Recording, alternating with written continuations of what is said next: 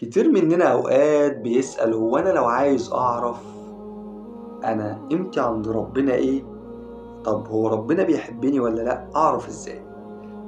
بص يا سيدي، في جملة عديت عليها بخصوص الموضوع ده بتقول: إذا أردت أن تعرف ما هو مقامك عند الله فانظر أين أقامك الله.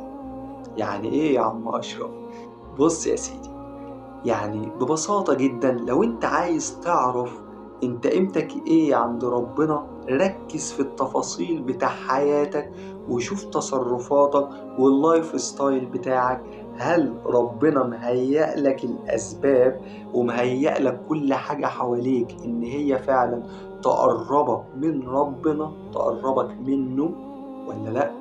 بمعنى لو انت مثلا شاب، ابدأ ركز في الوسط المحيط بتاعك. على سبيل المثال أصحابك، هل فيهم الصاحب اللي ممكن فعلا يشجعك ويكون سبب إن هو يشدك لطريق ربنا، ولا الصحبة اللي حواليك كلها دنيوية؟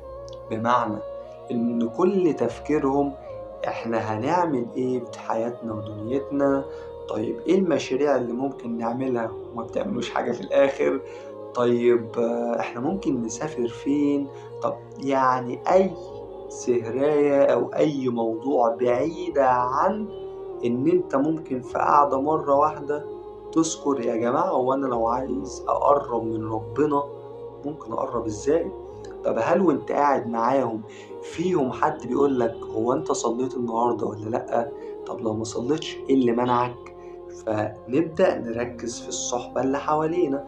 طب لو أنت بنت، تبدأي برضو تركزي هو أنا على سبيل المثال أصحاب البنات اللي حواليا، هل هم نوعية البنات اللي بينافسوني في ستايل لبسي وأنا فاشل قد إيه، وأنا وإلى أي مدى أنا يعني بظهر مفاتن نفسي، أو إن أنا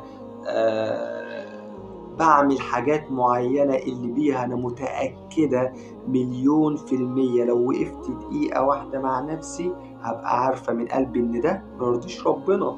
أو على الأقل جربي يا ست في مرة وإنت نازلة الشغل تقولي أنا هصلي باللي أنا لابساه ده، شوفي هل هتقدري تقفي بيه قصاد ربنا ولا لأ، بكل بساطة. فابدأي برضو ركزي لأن انت أكثر عرضة أصلا للفتن كبنت.